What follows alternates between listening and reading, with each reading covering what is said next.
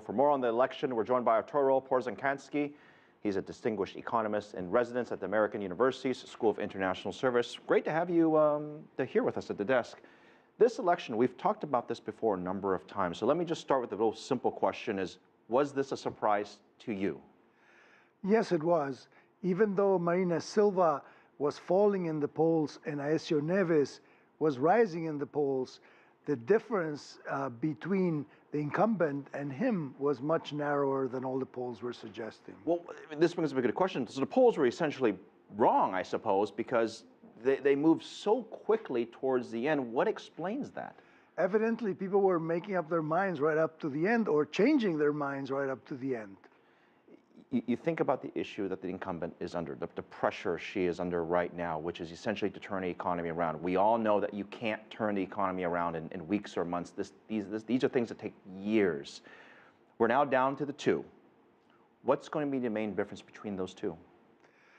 Basically, I think it's the message, and mainly on the economy. This is a case of the economy stupid. Basically, Rousseff will speak about the dozen years that the Workers' Party has been in power and how much has been accomplished during that dozen years, and probably not emphasize too much about the last 4, which have been relatively disappointing.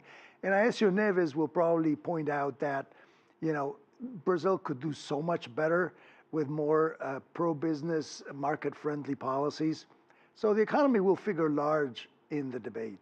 I mean, I would argue that both probably are going to say they're pro-business at this point of the election because it's such a hot topic. What makes Neves different? Well, Neves is not in favor of crony capitalism, and he's not in favor of a picking winners strategy. So he has more broad-based support in the business community. Basically, what the Workers' Party has done over the past dozen years is create a kind of a welfare state.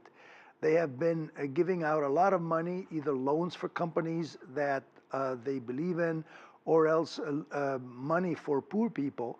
And so to some extent, the battle for the vote will be the battle for those who pay taxes versus those who get subsidies. If you look back at Brazil over the past year or two, it hasn't been that bad, right? You've got the Olympics coming up. You just hosted what some would argue a relatively successful World Cup. I mean, the whole entire world's attention was tuned into those cities that had the big matches.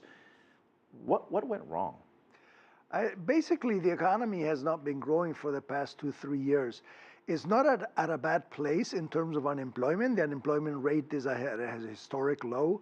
But it is a bad place in terms of inflation and also public services. In general, whether it's highways or airports, schools, hospitals, the quality of public services has deteriorated. But so here's the bigger question is that Rousseff's fault? I mean, how much blame falls on her? I think so, yes. I think that she decided quite consciously to divert more money from the budget for the poor and also for picking company winners, as opposed to, for instance, getting things fixed. And she could also have invited private investment in infrastructure. She did not. What is her strategy going to be in the coming weeks? Because this is a very big election. She's going to get on the speaking tour and talk about her key points. How is she going to win the voters' support back? I hope she will admit that things are not very good and promise that the future will be better.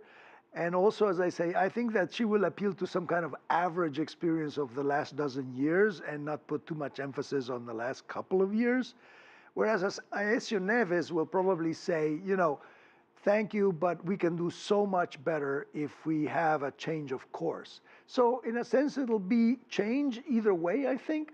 But with Rousseff mostly defending her record and Aecio Neves attacking it. I mean, if you were voting for Neves, is that really more of a vote for him or really against the current establishment?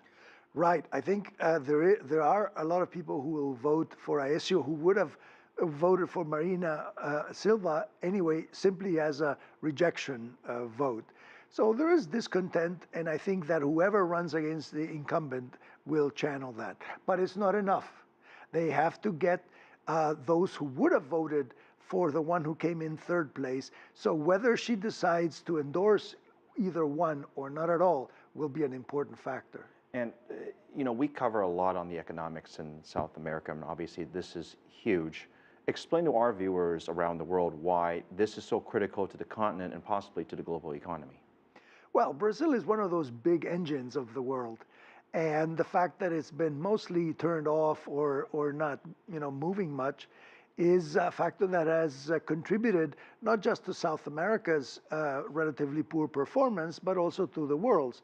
As you know, whether it's Japan or Europe or Latin America, those regions are not growing very fast. So it's a problem. It'd be great for Brazil to get out of this slump one way or another. Oh, it's a very, very big economy. Arturo Porzecanski, thank you very much from American University. Great to see you here, and thank you for your insights. A pleasure.